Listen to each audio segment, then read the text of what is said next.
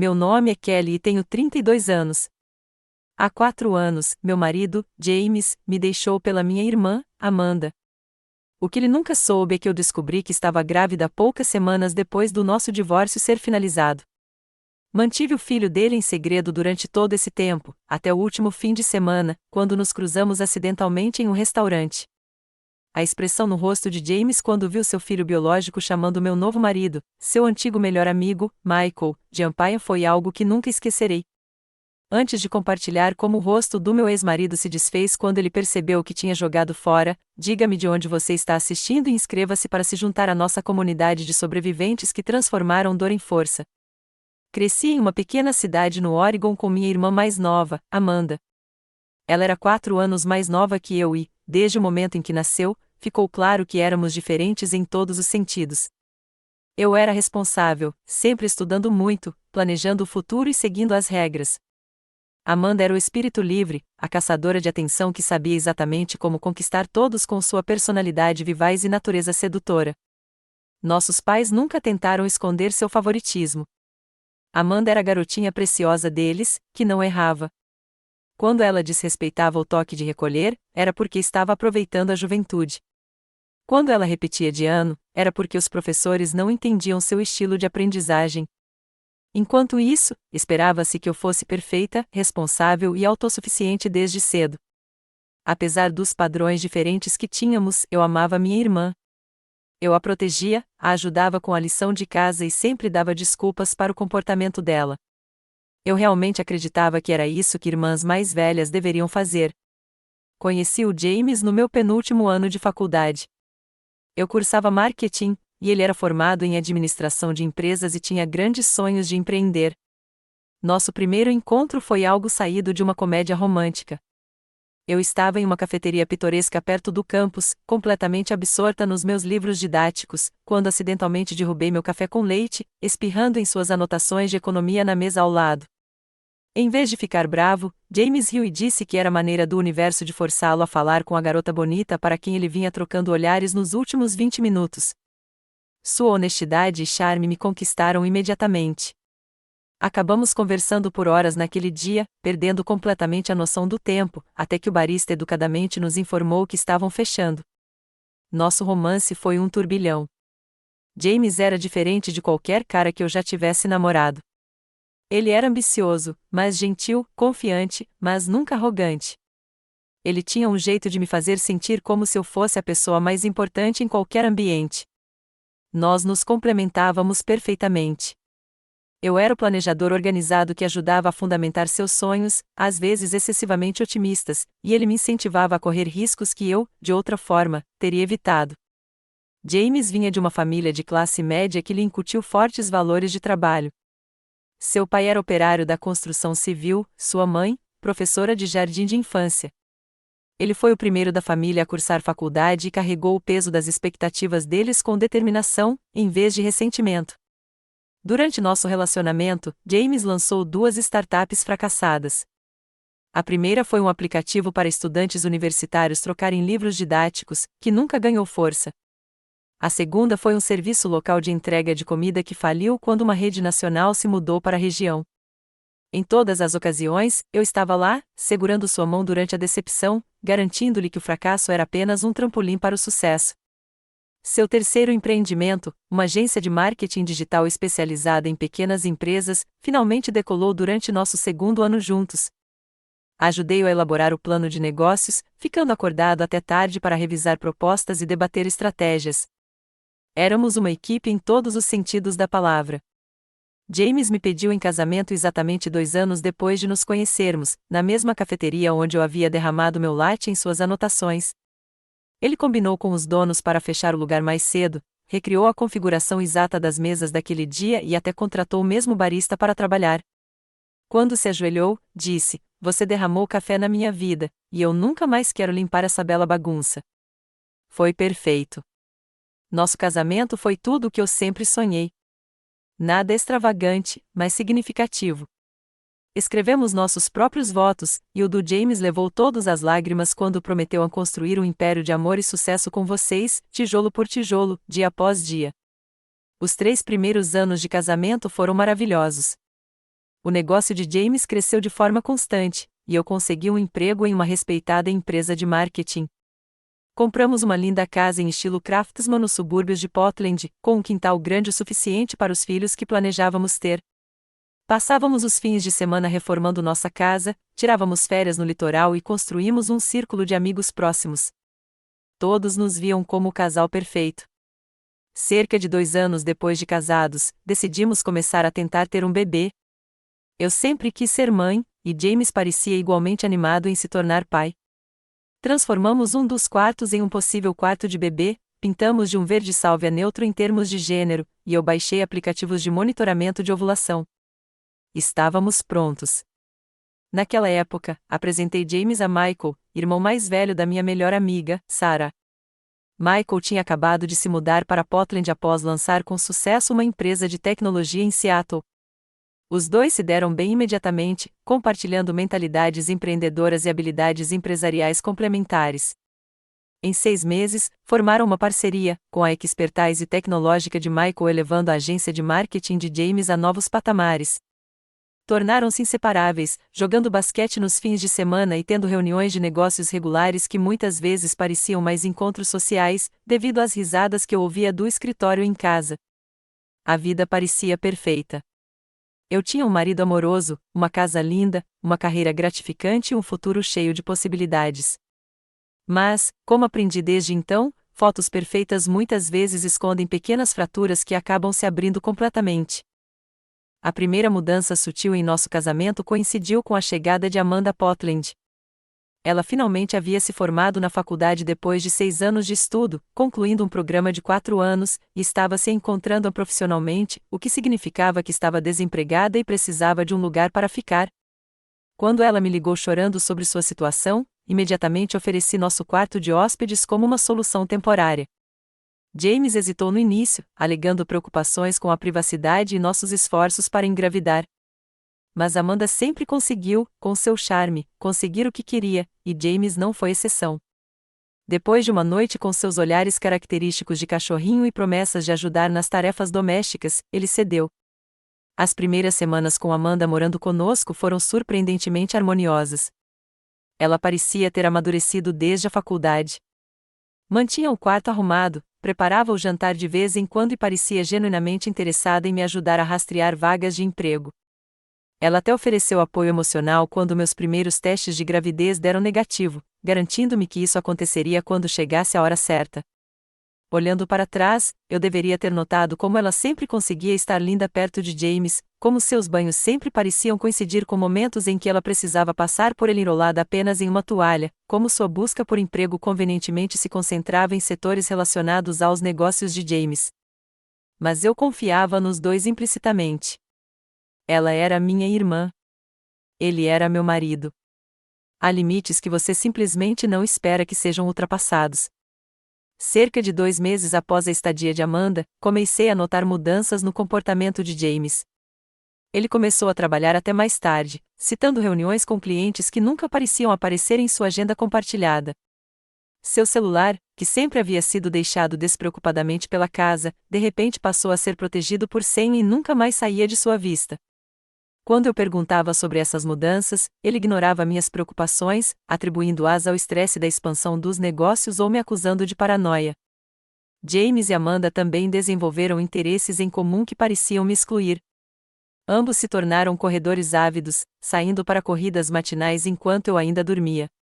Eles descobriram um amor mútuo por filmes independentes obscuros, que eu achava pretensioso. Começaram até a compartilhar piadas particulares que paravam abruptamente quando eu entrava em algum lugar.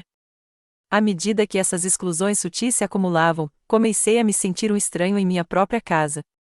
A conversa fácil que sempre fluía entre James e eu tornou-se forçada e superficial. Nossos encontros se tornaram mais raros, muitas vezes cancelados de última hora por motivos vagos. Ao mesmo tempo, a pressão de tentar engravidar sem sucesso estava cobrando seu preço emocional. Cada mês trazia a decepção de mais um teste negativo, mais um lembrete de que meu corpo não estava fazendo o que deveria.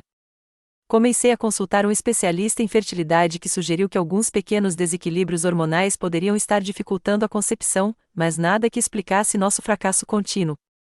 James, que inicialmente estava tão entusiasmado com a ideia de constituir família, começou a fazer comentários profundos. Talvez não seja para ser, dizia ele. Ou, ainda somos jovens. Não há pressa. Pior ainda eram os olhares silenciosos de decepção que ele achava que eu não percebia quando eu balançava a cabeça em negação à sua pergunta silenciosa no final de cada mês. Durante esse período difícil, Michael se tornou uma fonte inesperada de apoio. Durante um jantar de negócios em que Amanda convenientemente se ausentou devido a uma enxaqueca, deixando James e eu sozinhos para entreter Michael, James foi chamado para atender uma ligação de emergência de um cliente. Sozinho à mesa, Michael perguntou gentilmente como eu estava, enxergando através do meu sorriso ensaiado de uma forma que me fez sentir verdadeiramente vista pela primeira vez em meses.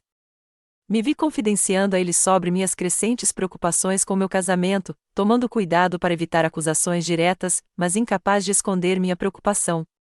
Michael ouviu atentamente, hesitante, mencionou que ouvira boatos no escritório, boatos de que James trabalhava até tarde quando não havia clientes agendados. Boatos que faziam mais sentido considerando a presença de Amanda em nossa casa. Defendi James e Amanda veementemente, acusando Michael de tentar criar problemas onde não havia. Ele se desculpou imediatamente, garantindo que só tocou no assunto por preocupação. Nunca mais falamos sobre isso, mas suas palavras plantaram uma semente de dúvida da qual eu não conseguia me livrar. A tensão em casa continuou a crescer. James começou a criticar coisas que antes amava em mim. Meus hábitos de organização tornaram-se controladores. Minha preocupação com finanças era mesquinharia. Meu desejo por conexão emocional era carência. Cada crítica minava minha autoconfiança, fazendo-me questionar se eu era mesmo o problema em nosso casamento. Para o nosso 4º aniversário de casamento, planejei um jantar especial em casa. Passei o dia inteiro preparando o prato favorito do James, coloquei velas por toda a sala de jantar e usei o vestido que ele disse uma vez que me fazia parecer uma deusa. Ele mandou uma mensagem 1 hora antes do jantar, dizendo que estava preso em uma reunião e só chegaria em casa tarde. Fiquei sentada sozinha à nossa mesa lindamente posta até as velas se apagarem. Mais tarde naquela noite, enquanto ele tomava banho, seu celular acendeu com uma notificação de texto. Eu nunca fui do tipo que bisbilhotava, mas algo primitivo dentro de mim precisava da confirmação do que eu estava começando a suspeitar. A mensagem era da Amanda: a noite passada foi incrível. Mal posso esperar para te ver amanhã.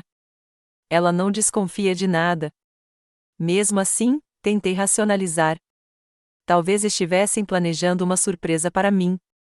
Talvez a incrível se referisse a uma oportunidade de negócio. Talvez eu estivesse sendo paranoica. Confrontei James com a mensagem, e ele habilmente a inverteu, acusando-me de invadir sua privacidade e tirar conclusões precipitadas. Explicou que ele e Amanda estavam organizando um fim de semana surpresa de aniversário para nós, e eu tinha estragado tudo com minhas suspeitas. Eu queria tanto acreditar nele que me desculpei pela minha falta de confiança. Mas naquela noite, enquanto ele dormia profundamente ao meu lado, fiquei acordada, minha mente repassando cada interação estranha, cada ausência inexplicável, cada olhar trocado entre meu marido e minha irmã que eu havia ignorado propositalmente. A verdade se revelou em uma terça-feira chuvosa de outubro. Eu deveria estar em Seattle para uma conferência de marketing de 2 dias, mas o palestrante principal adoeceu e os eventos do primeiro dia foram cancelados. Em vez de ficar no meu quarto de hotel, decidi dirigir de volta para Portland e surpreender James com um almoço. Ainda me lembro de cada detalhe daquela viagem para casa, os limpadores de para-brisa batendo em um ritmo constante, o podcast no qual eu não conseguia me concentrar, a estranha sensação de mau agouro que ficava mais forte a cada quilômetro. Quando cheguei à garagem, notei o carro da Amanda estacionado onde eu costumava estacionar. Nada em comum, já que ela morava conosco, mas algo parecia errado. Entrei pela porta da frente silenciosamente, ouvindo música suave vinda do andar de cima. Chamei, mas ninguém respondeu. Enquanto subia as escadas, ouvi risadas vindas do nosso quarto, não do quarto de hóspedes onde Amanda dormia. Fiquei paralisada do lado de fora da porta, com a mão pairando sobre a maçaneta, sabendo que abri-la mudaria a minha vida para sempre. Por um breve e covarde momento, pensei em ir embora, dirigir de volta para Seattle e fingir que nunca tinha voltado para casa. Mas não consegui. Eu precisava saber. A cena que me deparei quando abri a porta está gravada na minha memória.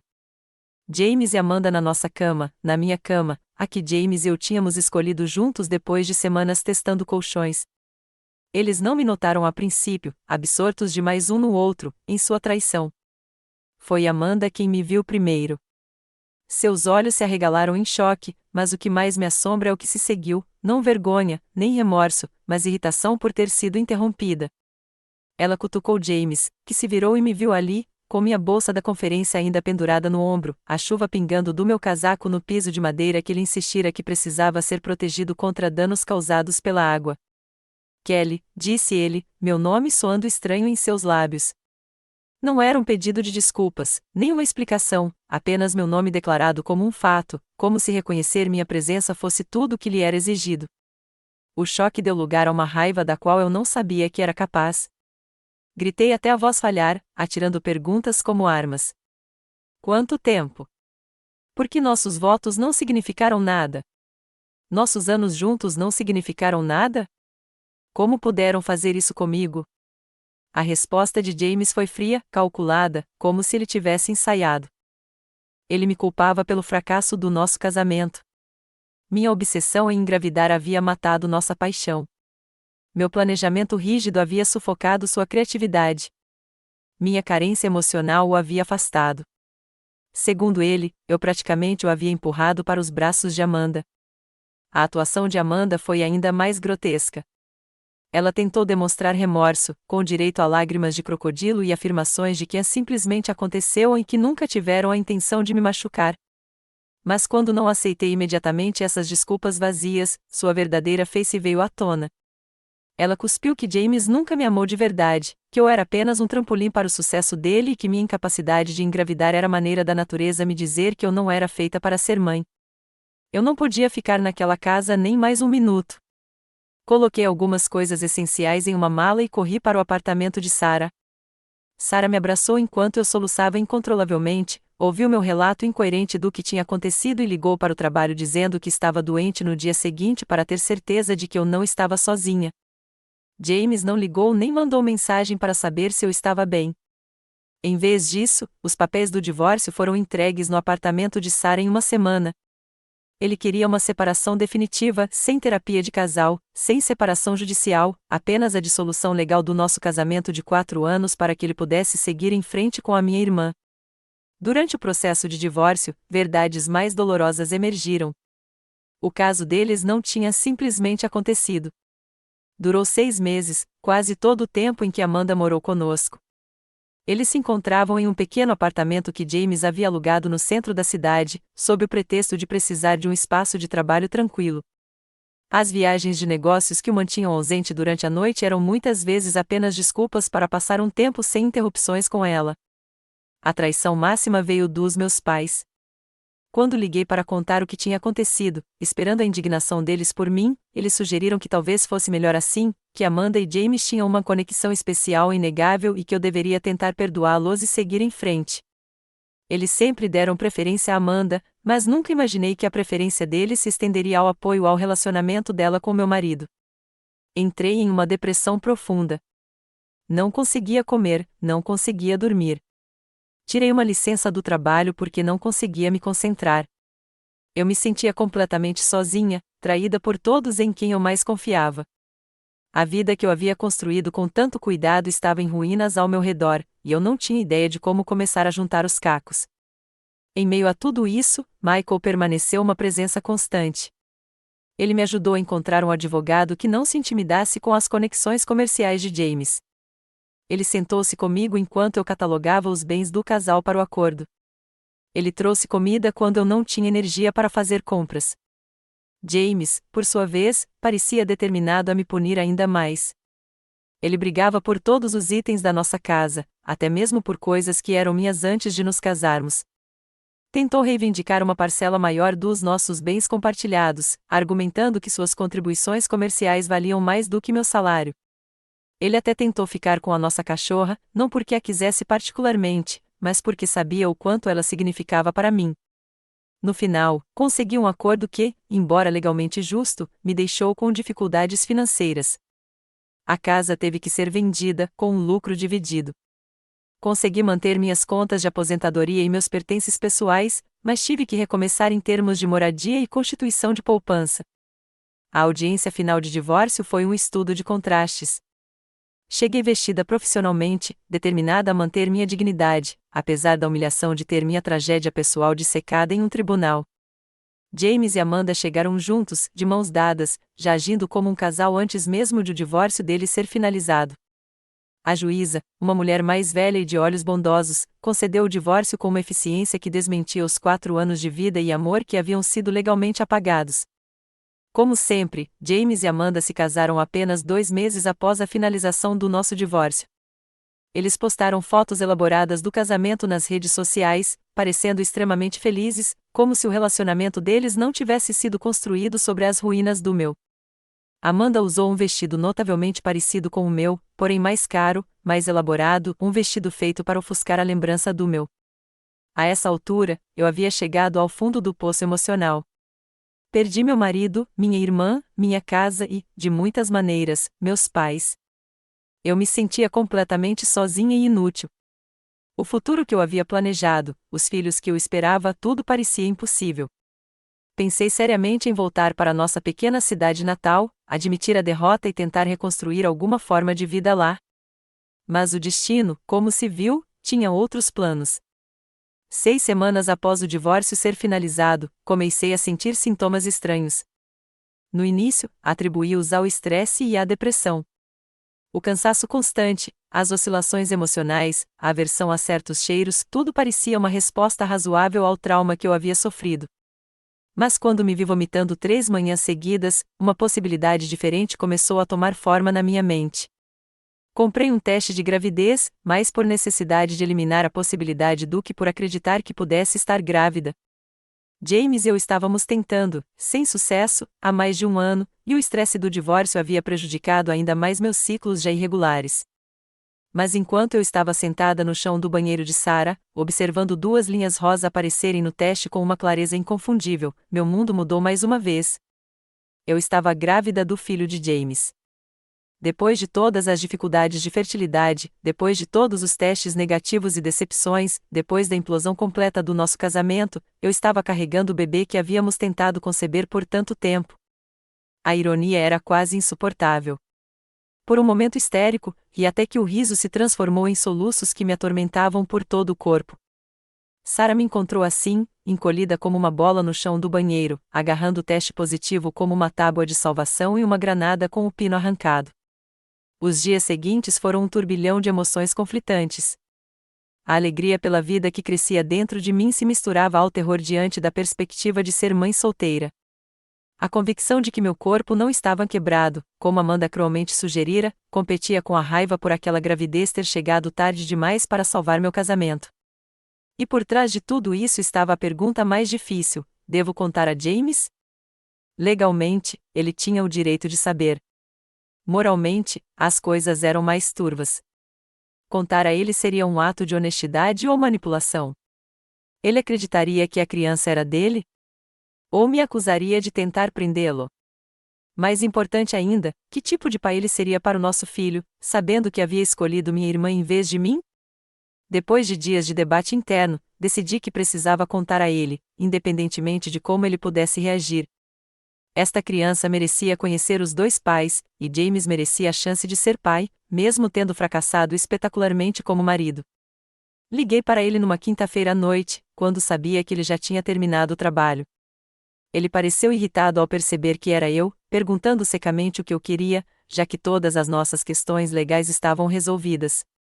Quando lhe contei que estava grávida e que o bebê era, sem dúvida, dele, o silêncio que se seguiu foi ensurdecedor. Quando ele finalmente falou, suas palavras me atingiram mais profundamente do que eu imaginava ser possível depois de tudo o que ele já tinha me feito. Ele me acusou de mentir para manipulá-lo, de tentar prendê-lo agora que estava feliz com Amanda. Disse que, mesmo que o bebê fosse dele, não queria ter nada a ver com isso, que eu tinha planejado isso para arruinar seu recomeço. Ele terminou me dizendo para não entrar em contato com ele novamente e desligou. 1 hora depois, Amanda ligou. Sua voz transbordava veneno enquanto me acusava de tentar roubar James de volta, de ser patética e desesperada. Ela disse que eles estavam construindo uma vida juntos e planejando a própria família, e que minha proeza não mudaria isso. Ela finalizou com uma ameaça: se eu continuasse a assediá-los sobre essa suposta gravidez, ela faria questão de que eu me arrependesse. As reações deles esclareceram tudo para mim. Esta criança, minha filha, merecia algo melhor do que um pai relutante que a havia como um incômodo e uma madrasta que a havia como uma ameaça. Decidi então que criaria esse bebê sozinha, o protegeria das dinâmicas tóxicas que destruíram meu casamento e lhe daria o lar amoroso e estável que ele merecia. Com o incentivo e a ajuda de Sarah, fiz planos para deixar Portland. Cada rua, cada restaurante, cada parque guardava memórias das quais eu precisava escapar. Seattle parecia a escolha lógica, longe o suficiente para um novo começo, perto o suficiente para que eu pudesse dirigir de volta para reuniões ou compromissos necessários. Sarah tinha contatos lá por meio do trabalho e me ajudou a garantir um emprego remoto na minha empresa que me permitiria me mudar. A gravidez em si foi difícil. O estresse do divórcio e da mudança, somado às constantes preocupações financeiras, levou à elevação da pressão arterial e à preocupação com o parto prematuro. Fui colocada em repouso absoluto durante o segundo trimestre, complicando ainda mais minha situação já desafiadora. Em meio a tudo isso, Michael se tornou meu porto seguro inesperado. Ele fazia viagens regulares de fim de semana para Seattle, me ajudando a montar os móveis do quarto do bebê e abastecendo meu freezer com refeições caseiras para depois que o bebê nascesse. Ele frequentava aulas de parto comigo quando eu não conseguia encontrar uma amiga local para ir comigo. Ele segurou minha mão durante as ligações assustadoras para a linha de enfermagem no meio da noite, quando sintomas incomuns me faziam temer pela segurança do meu bebê. Não sei ao certo quando meus sentimentos por Michael começaram a mudar de gratidão para algo mais profundo. Talvez tenha sido no dia em que ele chegou com uma cadeira de balanço que havia encontrado em um antiquário porque eu havia mencionado que queria uma com história para o quarto do bebê. Ou talvez tenha sido quando ele apareceu no meu apartamento com a mão ensanguentada porque estava construindo o berço e se recusou a parar, mesmo depois de quebrar o dedo com um martelo. Ou talvez tenha sido simplesmente o efeito cumulativo de sua presença constante, seu apoio inabalável, sua capacidade de me fazer rir mesmo nos meus dias mais sombrios. O que eu sei é que lutei ferozmente contra esses sentimentos. Eu ainda estava ferida pela traição, ainda me recuperando de ter minha confiança tão completamente destruída, e Michael era o antigo melhor amigo e sócio de James. As complicações potenciais eram infinitas. Então, contive cuidadosamente meus crescentes sentimentos, concentrando-me em me preparar para a chegada do meu bebê. Meu filho Lucas nasceu 3 semanas antes do previsto, após 26 horas de trabalho de parto que testaram os limites da minha resistência. Michael estava em Seattle para uma reunião de negócios quando minha bolsa estourou e correu para o hospital, chegando bem a tempo para as horas finais e mais intensas. Quando o médico sugeriu que uma cesárea poderia ser necessária devido à diminuição da frequência cardíaca do bebê, foi Michael quem acalmou meu pânico, quem me lembrou de respirar e quem defendeu que me dessem mais tempo para dar à luz naturalmente, como eu esperava. Quando Lucas finalmente chegou, com o rosto vermelho e gritando com os pulmões saudáveis, o médico colocou no meu peito, e eu experimentei o amor em sua forma mais pura. Através das minhas lágrimas exaustas, eu já conseguia ver James em suas feições minúsculas, o mesmo formato de olhos, o mesmo queixo. Michael, parado ao meu lado, também viu. Esperei que ele se afastasse, que se sentisse constrangido com a presença inconfundível do antigo amigo nesta nova vida. Em vez disso, ele se inclinou, beijou minha testa e sussurrou: "Ele é perfeito, Kelly. Absolutamente perfeito." Nas semanas seguintes, me acomodei na maternidade com a esperada mistura de alegria, exaustão e, ocasionalmente, terror de estar fazendo tudo errado. Michael voltou para Portland, mas me visitava quase todos os fins de semana, sempre com os braços cheios de presentes cuidadosamente escolhidos para Lucas e para mim. Ele nunca me pressionou, nunca tentou definir o que estava acontecendo entre nós, nunca reclamou quando as conversas eram interrompidas por um bebê chorando ou quando eu adormecia no meio de uma frase de puro cansaço. À medida que Lucas crescia de recém-nascido para bebê, sua semelhança com James se tornava ainda mais evidente. Ele tinha o mesmo redemoinho no alto da cabeça, a mesma covinha na bochecha direita quando sorria, os mesmos dedos longos que eu costumava brincar que fariam de James um grande pianista se ele tivesse paciência para aprender. Às vezes, olhando para o rosto do meu filho, eu sentia uma pontada de algo parecido com culpa, não arrependimento, nunca arrependimento, mas tristeza pelas circunstâncias terem me levado a afastá-lo do pai biológico. Naqueles momentos, eu me lembrava da reação de James à notícia da minha gravidez, da rejeição completa que ele tinha ao próprio filho, e sabia que tinha feito a escolha certa para Lucas. Quando Lucas tinha 8 meses, Michael recebeu a oportunidade de abrir uma filial de sua empresa em Seattle. Quando ele pediu minha opinião, tentei ser neutra, apontando os prós e os contras de tal atitude. Por fim, frustrada com minha diplomacia cuidadosa, ele pegou minhas mãos e disse: Kelly, estou perguntando se você me quer aqui permanentemente na sua vida e na vida do Lucas, porque eu quero estar aqui se você me aceitar. Foi a primeira vez que abordamos diretamente os sentimentos que vinham crescendo entre nós.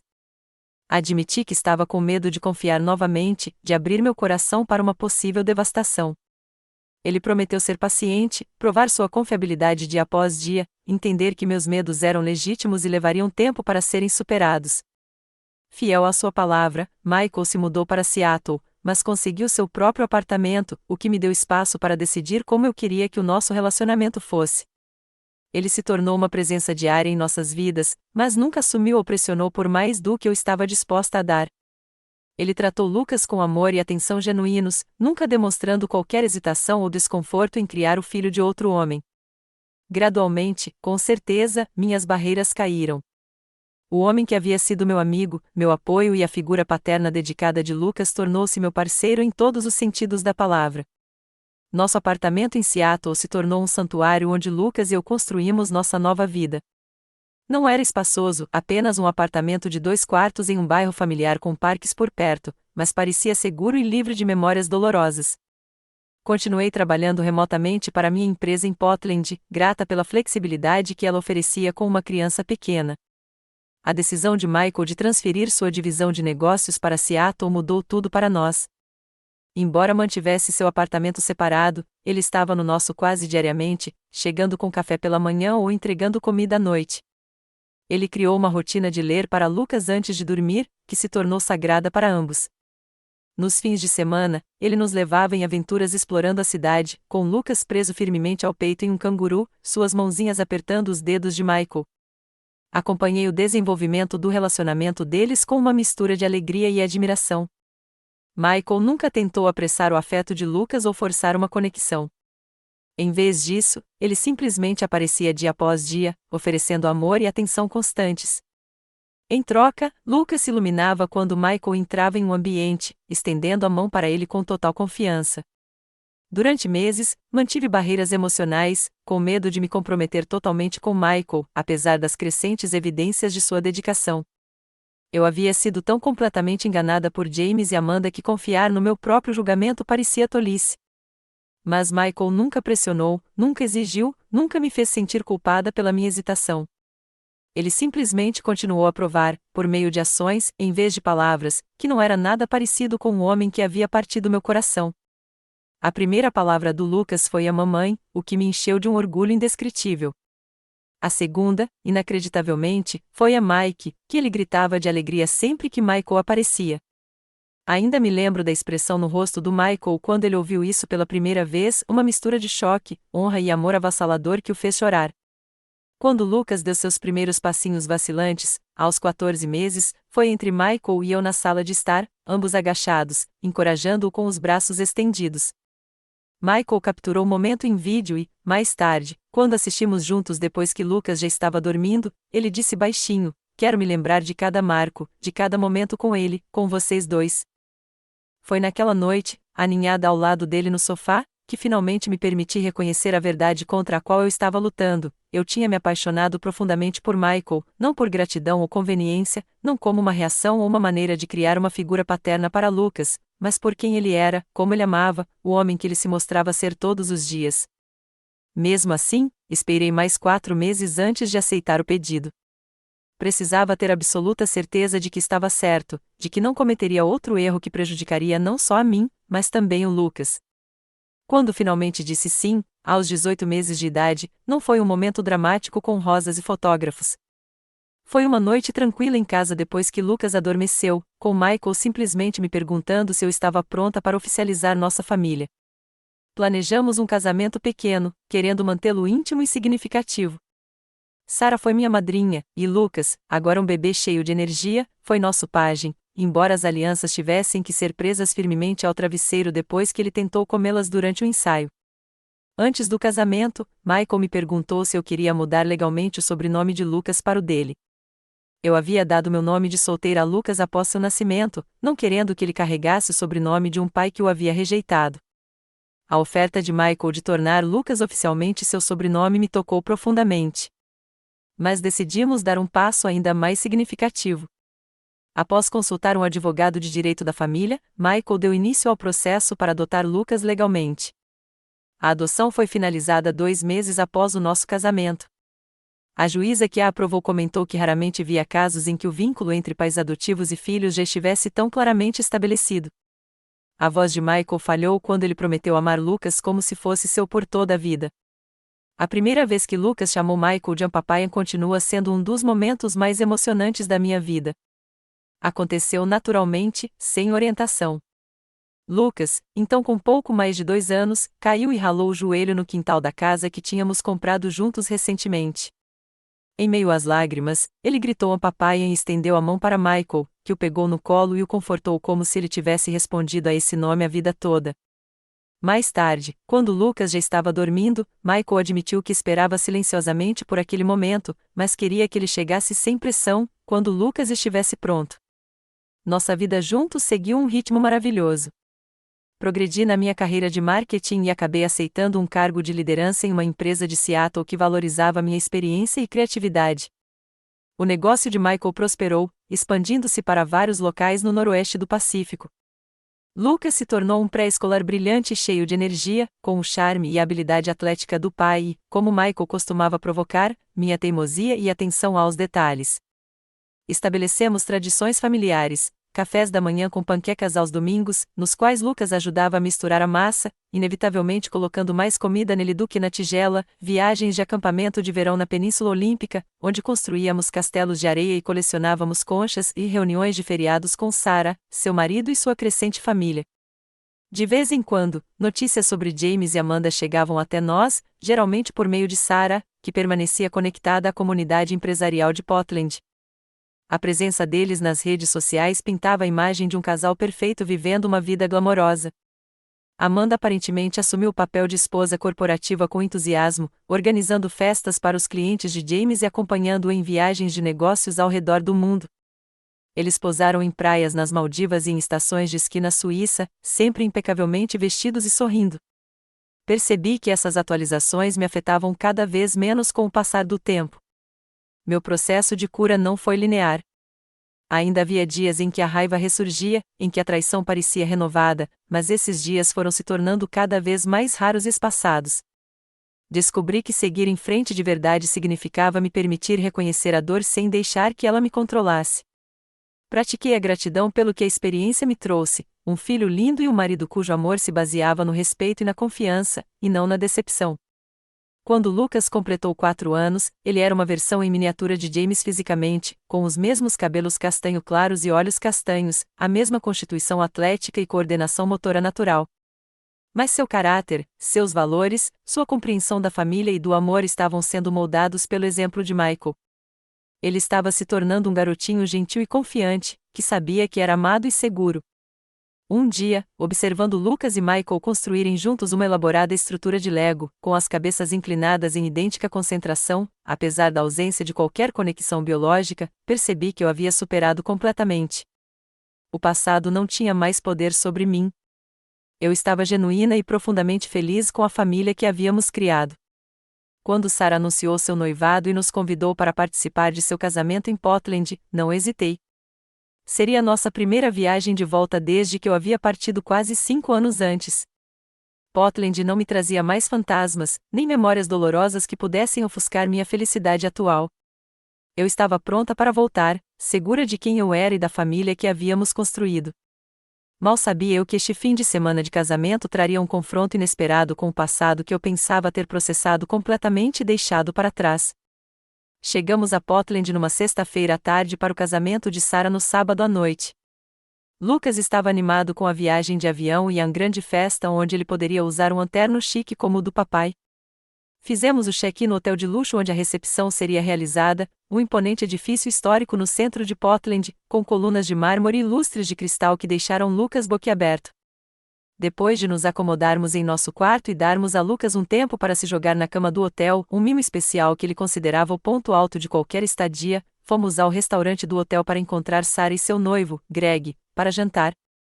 Lucas estava particularmente bonito naquela noite, vestindo shorts azul marinho e uma camisa polo branca impecável que realçava seu tom de pele dourado e os reflexos cor de areia em seu cabelo, que refletiam a luz quando ele se movia.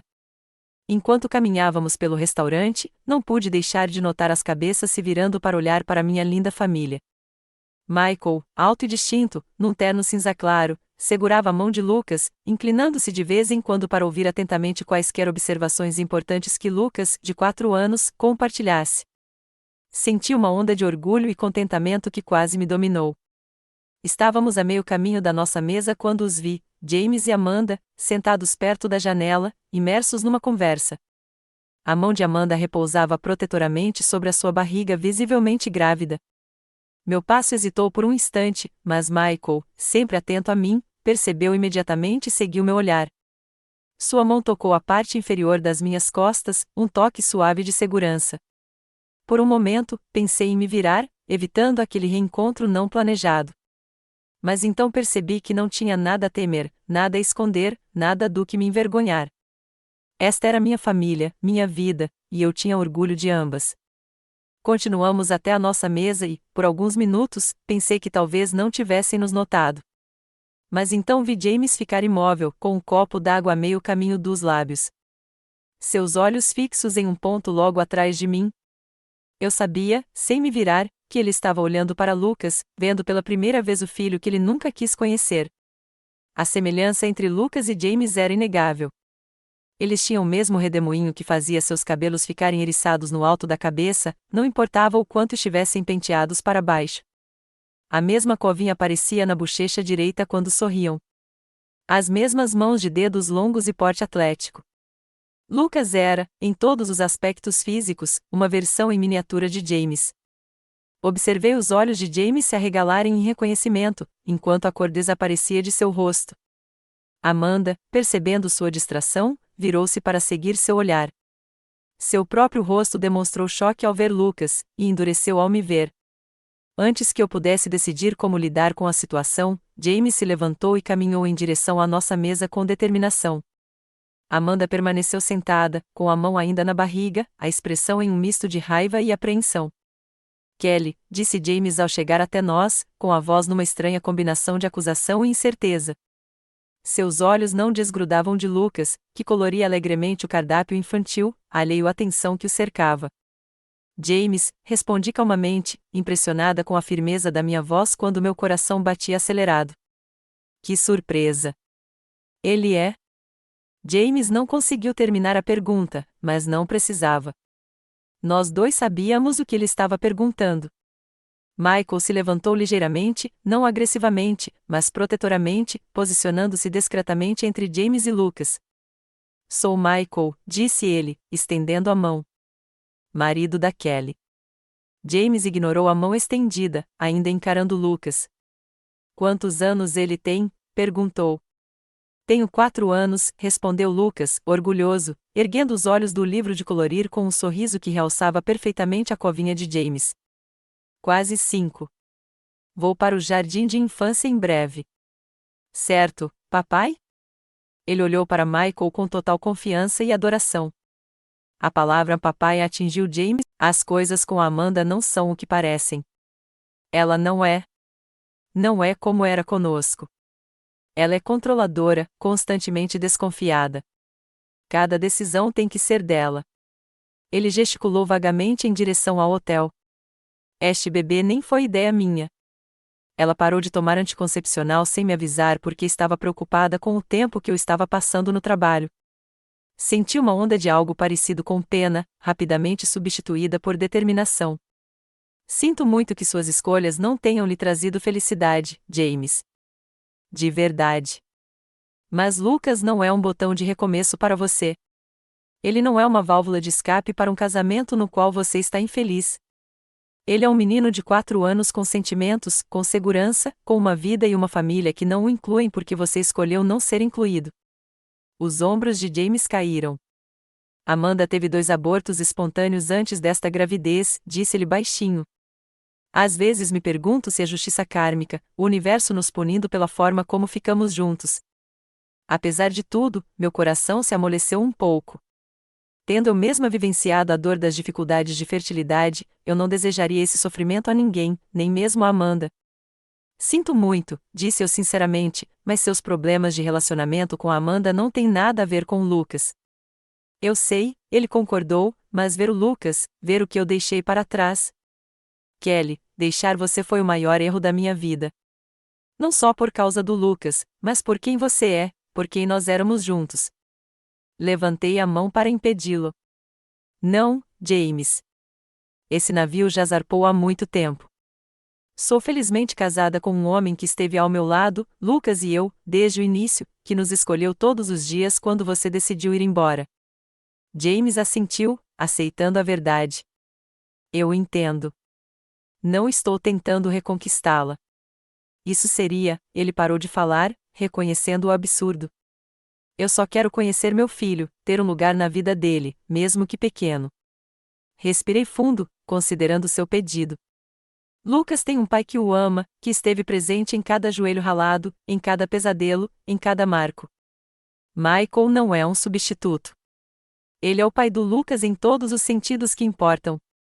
Eu entendo, disse James, e fiquei surpresa ao ver lágrimas em seus olhos. Não estou tentando tirar isso dele ou do Michael. Eu só quero algo, uma chance de conhecê-lo. Pensei em Lucas, no seu direito de conhecer suas origens biológicas, nas perguntas que ele poderia ter um dia e que só James poderia responder. Mas também pensei em sua felicidade atual, em sua segurança, na potencial confusão que outra figura parental poderia introduzir em sua jovem vida. Preciso discutir isso com o Michael, eu finalmente disse. Ele é o pai do Lucas, legal e emocionalmente, e tomamos decisões sobre o nosso filho juntos. Mas se, e somente se, decidirmos que algum contato limitado pode ser benéfico para o Lucas no futuro, seria como amigo da família, não como figura paterna, e seria nos nossos termos, com limites claros. James assentiu ansiosamente. Qualquer coisa. Sejam quais forem os termos que você estabelecer, eu os respeitarei. E mais uma coisa, acrescentei, não se trata de você e dos seus sentimentos. Trata-se do que é melhor para o Lucas. Ao primeiro sinal de que sua presença o está confundindo ou perturbando, ela cessa imediata e permanentemente. Concordo, disse James, e pela primeira vez vi algo como compreensão genuína em seus olhos. Conversamos por mais alguns minutos, com James fazendo perguntas básicas sobre a personalidade de Lucas, seus interesses, sua saúde. Respondi de forma breve, mas honesta, reconhecendo que, quaisquer que fossem meus sentimentos em relação a James, ele tinha uma curiosidade natural pela criança que ajudara a criar. Quando nossa conversa terminou, James perguntou hesitante se poderia encontrar Lucas pessoalmente pelo menos uma vez antes de deixarmos Portland. Depois de enviar uma mensagem para Michael, concordamos em uma breve apresentação supervisionada no saguão do hotel, com Lucas entendendo apenas que James era um velho amigo meu. O encontro foi breve e, da perspectiva de Lucas, banal.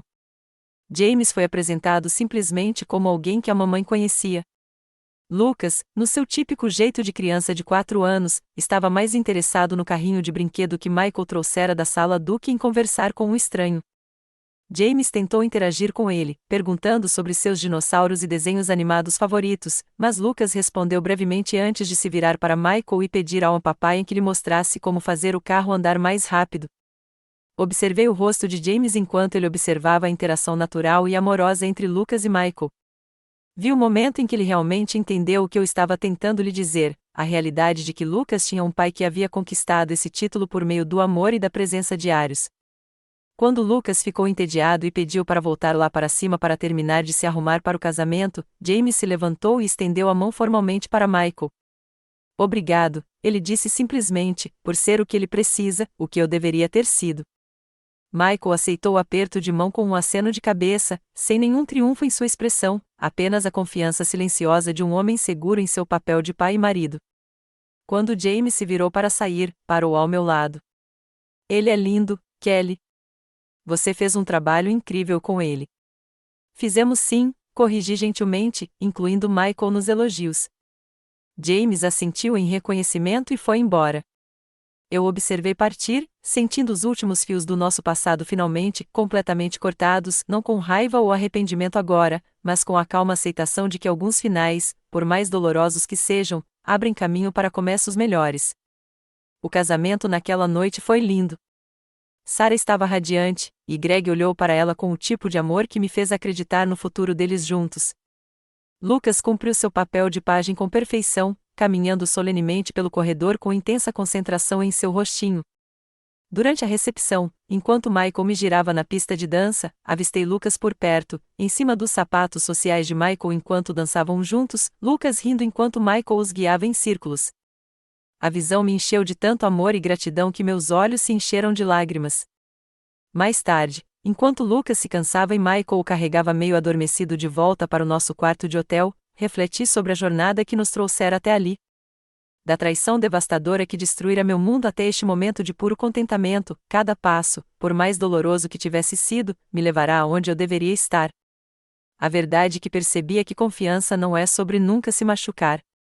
É sobre encontrar alguém cujas ações comprovem consistentemente suas intenções, cujo amor seja demonstrado por meio de escolhas diárias, em vez de grandes gestos ou promessas vazias.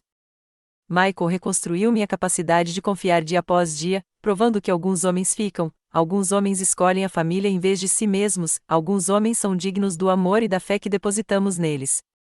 A presença de James em nossas vidas sempre seria complicada. Ele era o pai biológico de Lucas, um fato que não podia e não deveria ser apagado. Mas Michael era o pai de Lucas, o homem que conquistara esse título por meio de amor e presença inabaláveis. A biologia criará uma conexão, mas escolhas determinaram quem se tornaria família. Um mês depois de voltar de Portland, descobri que estava grávida novamente. Quando contei ao Michael, sua alegria foi sem limites. Ele me levantou no ar, me girou e me colocou no chão delicadamente, com um olhar preocupado que me fez rir em meio a lágrimas de felicidade.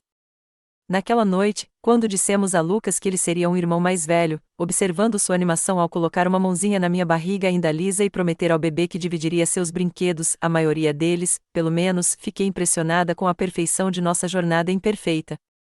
A vida raramente segue os caminhos que esperamos. Às vezes, as traições mais profundas levam às maiores bênçãos.